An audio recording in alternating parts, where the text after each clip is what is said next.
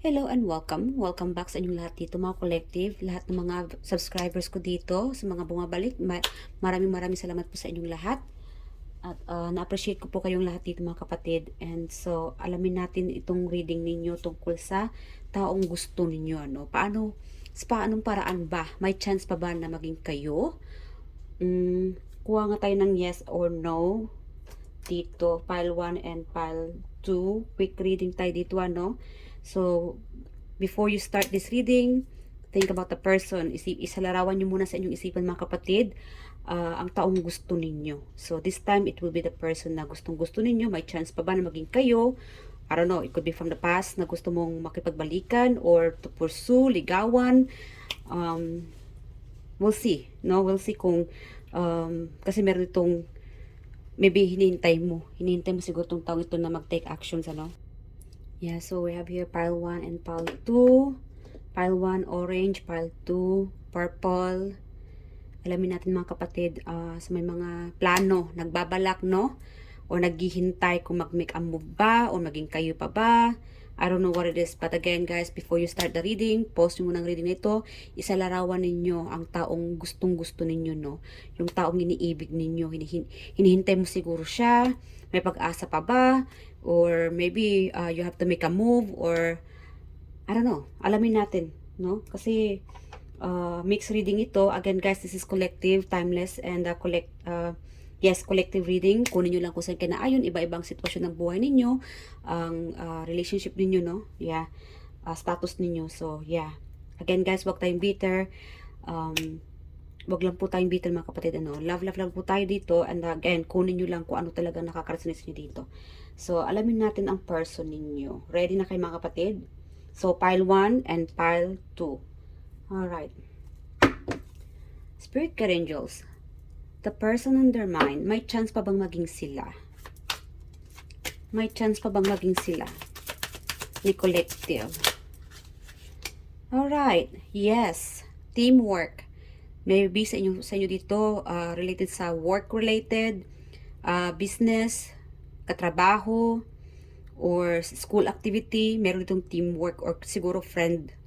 Yeah. So, apprenticeship, learning, studying, growing, hard work, commitment, building on success, collaboration, teamwork, determination, goals, dedication, quality, attention to details. So, again, guys, pay attention, no?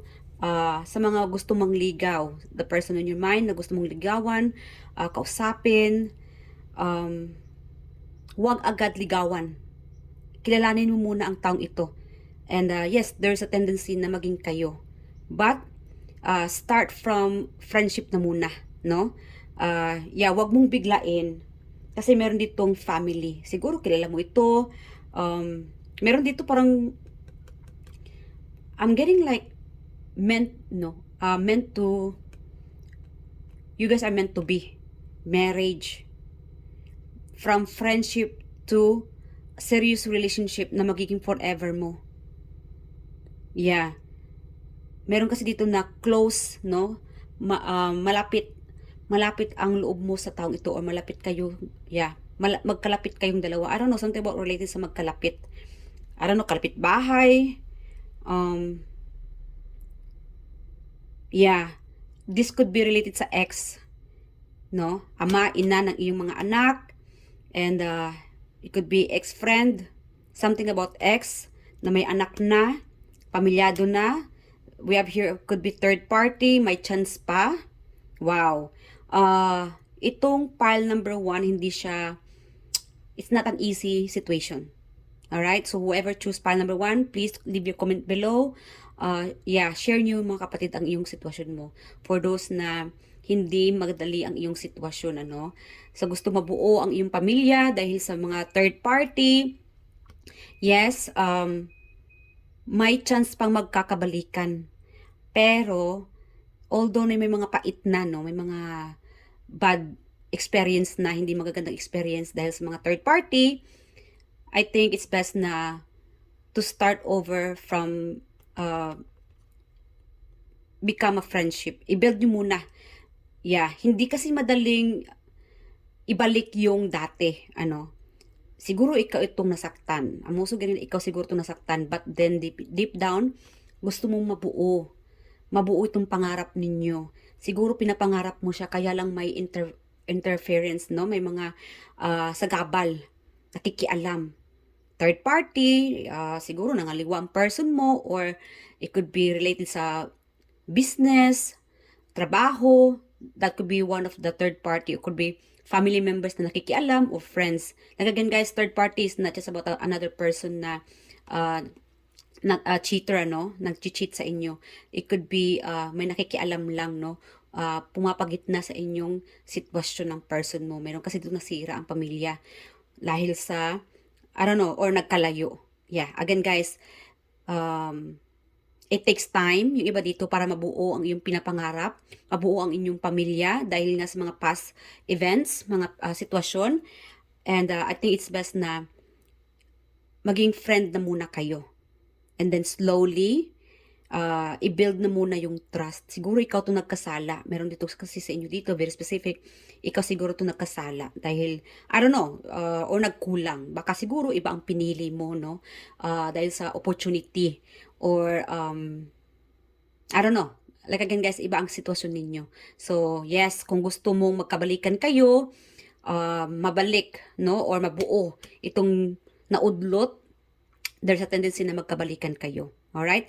Sa mga gustong mangligaw, nakitaan mo itong taong ito na future person mo. Yeah, maybe the one and only. Kasi meron dito sa inyo na it's meant for you, no? May destiny sa inyo dito. Yeah, destiny na maging forever mo. So, kung ikaw itong, I don't know, somehow, it's like a soul bond connection. Yeah, soulmate. Yeah, I'm sorry guys. Happiness, family, happy family reunion, homecoming, family gathering, marriage, long-term relationship, stability, security. So again guys, itong taong iniisip mo na nakitaan mo na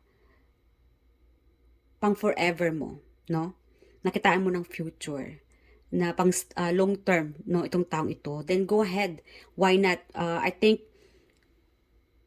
kasi meron itong napakabagal, mabagal, mabagal itong person mo. Kung nababagalan ka, no, parang ano na lang kayo anong tawag nito? Gumagamit kayo ng ibang tao, no, para anong tawag nito?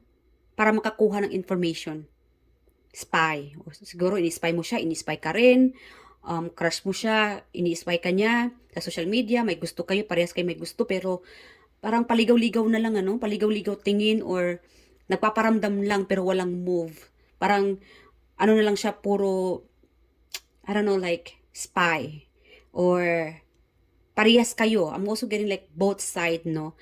Nakikiramdam ka, nakikiramdam din siya, chinecheck mo siya sa social media, chinecheck ka rin niya sa social media, and tinatanong mo yung friends or family niya, same thing from this person. Yeah. So, kung sa tingin mo na may gusto ang taong ito at ikaw naman may gusto, taghihintay ka, there's a possibility na pwede mo rin siyang, siguro ikaw na lang, no, ang gagawa ng paraan para lapitan, suyuin ang taong ito. So, wala tayong gender guys ha, may lalaki, may masculine, may feminine. Yeah, so, again, iba-ibang sitwasyon ninyo. Ikaw siguro tong masculine na nanonood or feminine. Kahit na feminine ka nanonood, minsan kasi may mga masculine talaga no na torpe.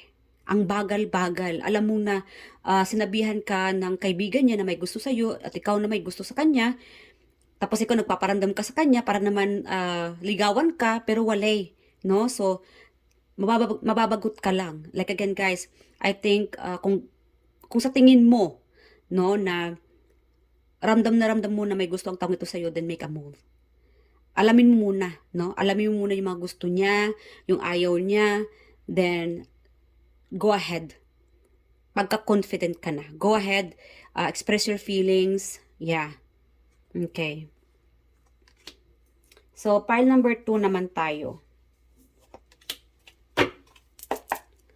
So, that's the idea mga kapatid, sa may mga gusto, sa gusto may magbabalik na excess dito, meron. So, before mag-end ang pile number 1, Quick reading lang tayo guys ha.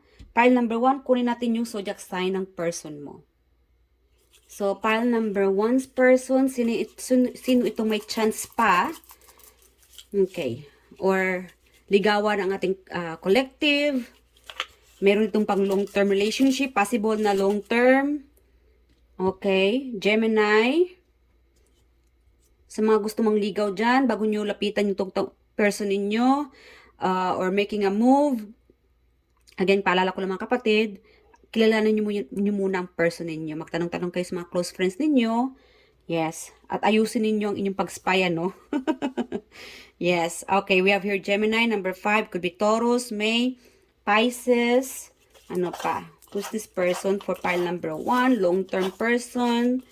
The person under mine. Confirm na may magbabalik. May ex dito na meron pang chance na mabuo ang inyong pamilya. Number 7. It could be July.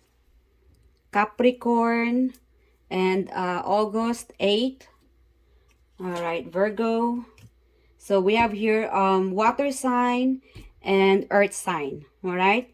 So that's it for our, okay, hold on pa. How about letters?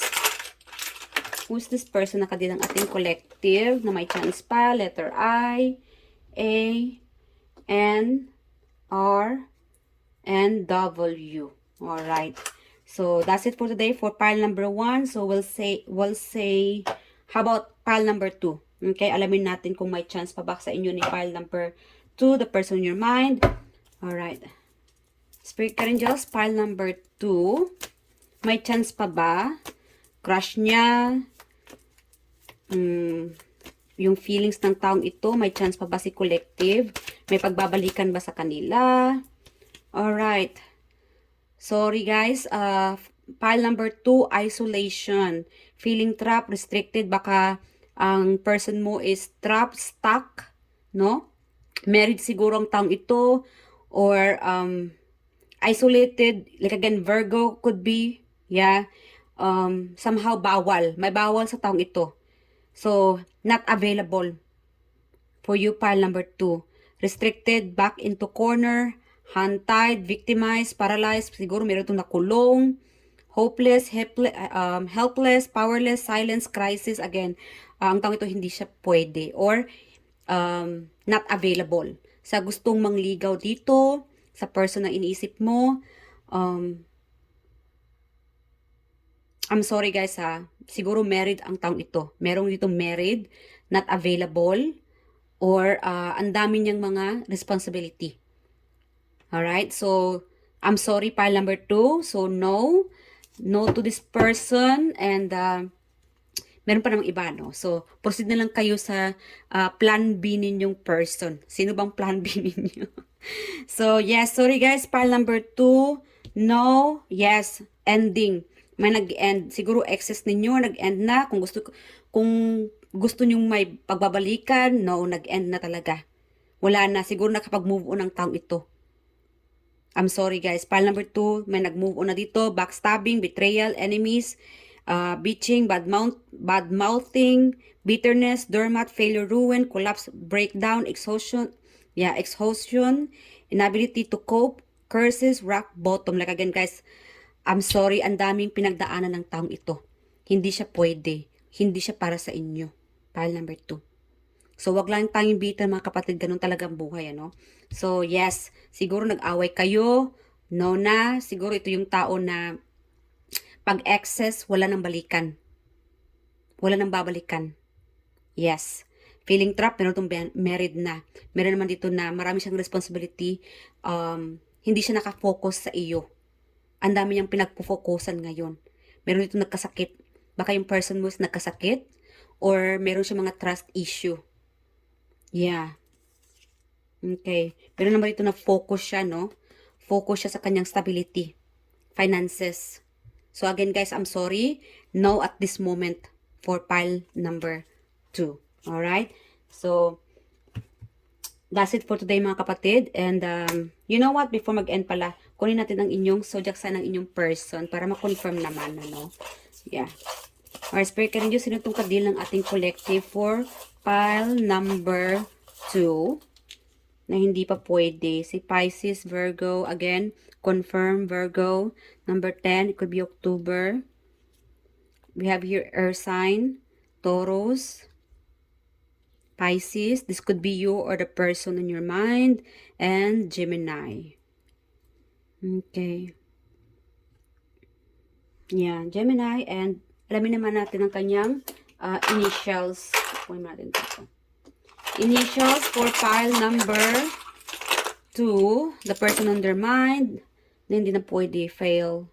I don't know, this person feeling like loser, ano? Walay talaga, mga kapatid. Sorry. This person feel like he failed you or she failed you. Again, guys, wala tayong gender sa ating any of this pile. S, letter D, Y. Marami siyang mga Y. Marami siyang mga katanungan sa inyong sitwasyon or sa inyo. Siguro sa sarili niya. Again, guys, this person is not focusing about siguro sa inyo. Hindi siya interesado sa inyo or makipagbalikan. Again, this person is like, ang dami niya mga pinagdaanan ngayon. So, I'm sorry guys. Letter E. Yeah. Maghanap na lang kayo ng ibang, I don't know, second option. Kung may mga option pa kayo. Again guys, I'm sure marami kayong option. May mga opportunity pa dyan. And again, ang taong ito ay married na. Marami siyang responsibility. Meron ito nagkasakit na. And yeah, so that's it for today guys. I'm sorry, pile number 2. So, I love you guys. And guys, please feel free to leave your comment below about the situation sa person mo sa inyo, dito sa pile number 2. At nakakatuwang malaman ang inyong storya ng inyong buhay. So that's it for today guys, mga kapatid. I love you all and mag-ingat-ingat po kayo palagi na I do hope nag-enjoy kayo lahat dito. Bye!